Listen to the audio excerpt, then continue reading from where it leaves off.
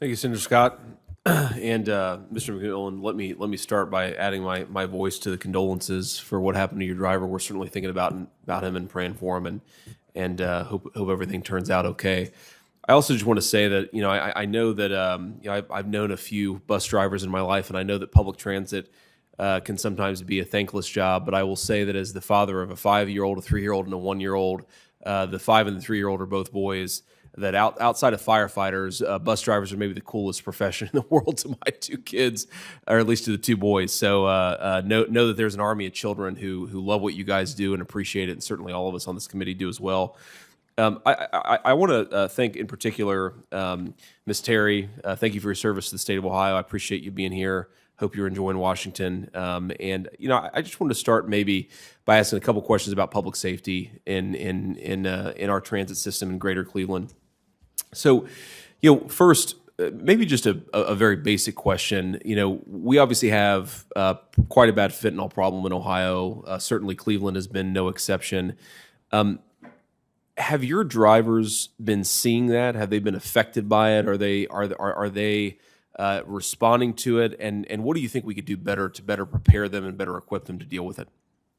Thank you very much for the question. And I also am in the fight with you for toddlers. I have a 1 and a 2-year-old, boy and girl. So God bless you. You as well. To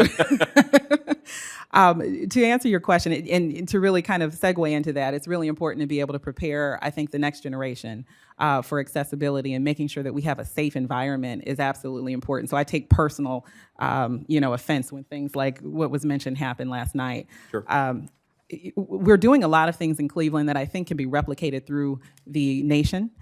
We are particularly working with the ATU on our side to make sure that our union employees feel that they have a voice and that they have somewhere to discuss. We also have an FOP, a Fraternal Order of Police, as we do have a transit police force. We're slated for about 100 officers. We're currently down 23 positions, which is a testament to the workforce issue. Sure. And also a K-9 unit. Not every agency, I realize, has that asset.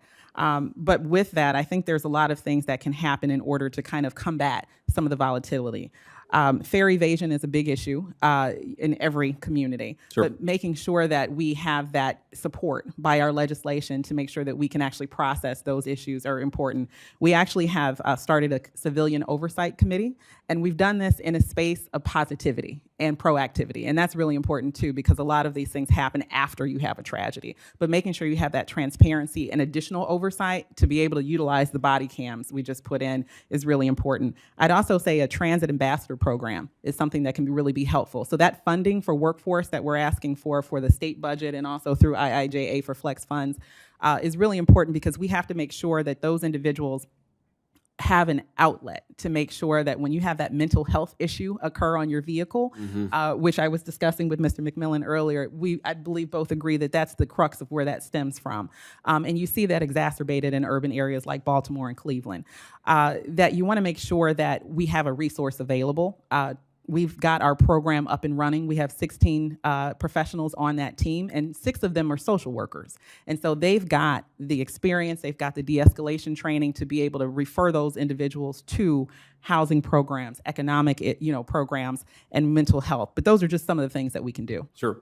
So I want to just one final question, just about maybe an expanded notion of public safety, and there isn't a right answer here. I'm just curious how you think about this as you lead this organization. Let me just explain briefly why I ask.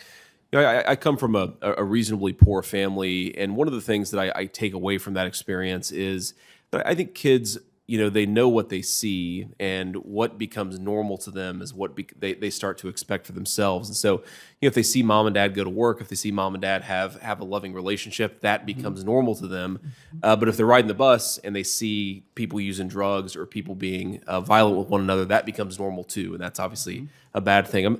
I'm curious how you think. Obviously, we're focused when we talk about public safety for the drivers and the riders on violence. First of all, we want to make sure that it's safe in a very physical, obvious sense. But how do you guys think about what's happening on the buses, and whether, I've certainly heard reports in various communities that, increasing rates of drug use on the buses. How do you guys think about that when you realize that a lot of the people you're serving are kids, and we don't want them to get the sense that that's the way the world is? Sure, I appreciate the question. Thank you.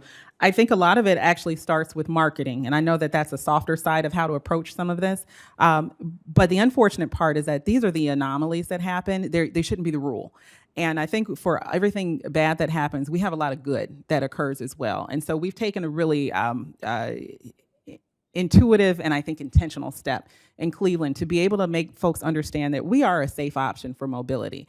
Whether you're talking about through COVID or whether you're talking about the violence, we actually are starting to revamp our advertising guidelines and work through our advertising partners to make it more of a positive messaging that gets out of there, to be able to have crisis communication programs for all of our staff, really, and also work with the media to be able to highlight some of the great things that we're doing. It offsets some of those one-off situations that really are horrible, so that people don't think that that's the only thing we do. And then also with the kids, we have Kid Watch programs where we have IDs available for kids at major events. We have our transit police going out there so they understand that there's someone to talk to if something happens.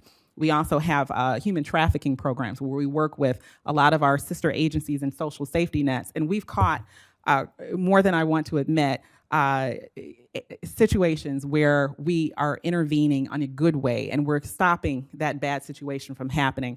Might I also say that it's important to have that radio connection. I have an operations background as well, and being able to communicate with a force bigger than your own is important. So being able to share radio channels with your city police is absolutely imperative, so you can increase your on-time performance when it comes to getting there when something's happening.